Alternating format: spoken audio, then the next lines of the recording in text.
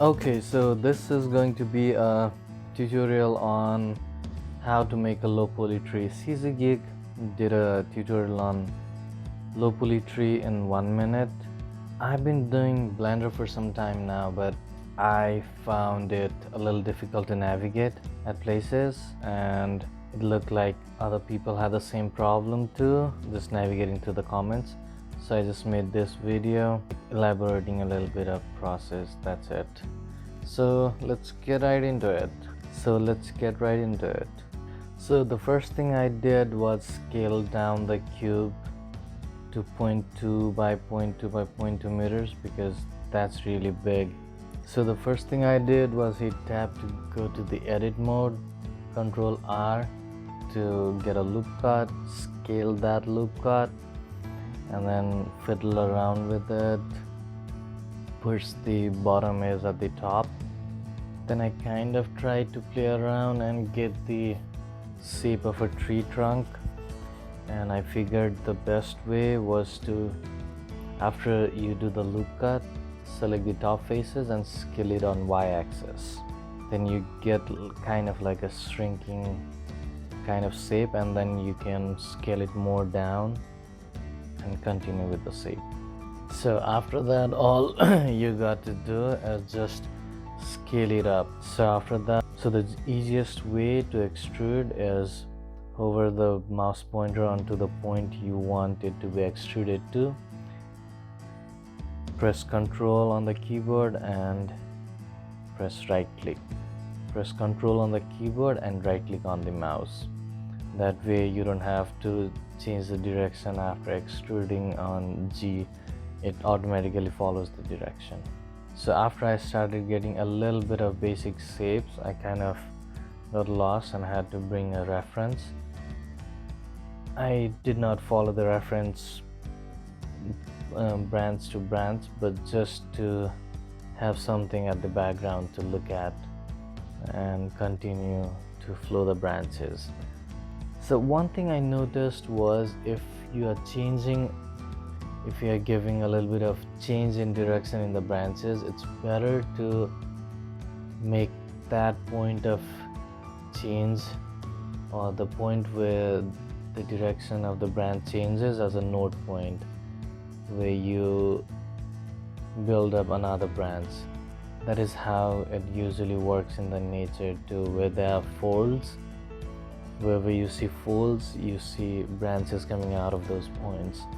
And the other thing to notice or to do is to shrink the size of the branches as you go further higher. So just after you extrude, after you're satisfied with the direction, just scale it down before extruding it again. You don't have to do it every time, but do make sure you can kind of a decreasing curvature, because the tree is not uniform, the branches are not uniform everywhere. And the other thing to keep in mind is whenever you're extruding, most of the time I am extruding from the front view, but the tree does not distribute the branches just on X and G. The branches flow out on the Y direction too. So make sure you just rotate around the tree, look it around, and then find suitable places to extrude in the Y direction too. Give it a little bit of variation so it kind of looks natural, because the trees, if you really observe it, it's going everywhere like the roots. For most of the part, I used knife tools rather than the loop cut.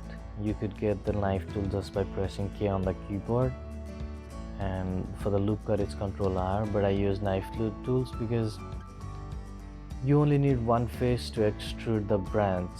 If you're using loop cut, you're unnecessarily making 3 more faces. Since the goal is to make a low poly, it's, I think, better to keep the counts of polygons low. And one thing guys, it took me almost around 45 minutes to an hour, I would say, to complete this. I don't know how much it will take you guys, but I spent good 45 minutes on it, so it's not going to be done in 1 minute or 5-10 minutes. Unless you're really pro, I think you'll not be looking at this tutorial if you're really pro. Okay, so for the textures, I got the textures from the link that CG-Geek provided on his video, and I'm pretty sure I can't upload that link on this video, but I have a link to his videos, and then he has a link on that video. If you guys are interested, you guys could go over there and then download it from there, or if you guys have your own, that's even better. So after I imported it, the first thing I did was kind of outlined whatever I'm seeing on the leaves with knife tool, so that I can delete the outer faces, and I'm only left with the branch and the leaves, so that when there are lots of leaves, it does not shine through, there's not kind of fuzzy things going on. And go to the materials tab, settings, and remember to change it to alpha clip, alpha blend. I think anything will work. Alpha blend, I for most of the time I use alpha blend.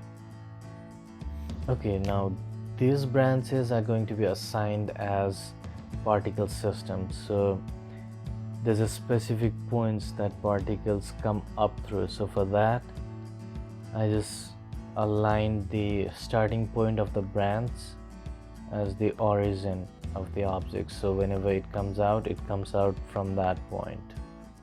So the next thing I did was assign a vertex group to say the blender, okay, these are the places I want my leaves to appear. Kind of little bit of tweaked around with weight paint. One thing to remember while assigning vertex group manually is that you need to click on assign. After you click on add, you need to click on the assign, or else the vertex group will not be assigned. Whereas in contrary, if you're just using vertex paint, you don't need to, it automatically makes a group. Okay, so time for particles now. Oh, you can see that kind of exploded. That's because initially the size of the cube I started with was 0.2 meters, and the length of these hairs is 4 meters already. So let me just go ahead and reduce that size or length. And it's a best practice to start with few numbers of particles, so that and work around with the basic settings, and when you're satisfied with that, increase the number of particles, because you don't want to overload your viewport, or because you want a smooth progress of work when you're working. If you have a lot of particles, it might get lagged, depending on the computer you're using again. The other thing I did was I pulled the individual vertices of the leaves up and down so that they're a little ununiform. I duplicated that and rotated it around Y by 180 degrees, so that I have kind of two variations of branches. Then I assign them in a group, which I'll be assigning as the collection for the particles.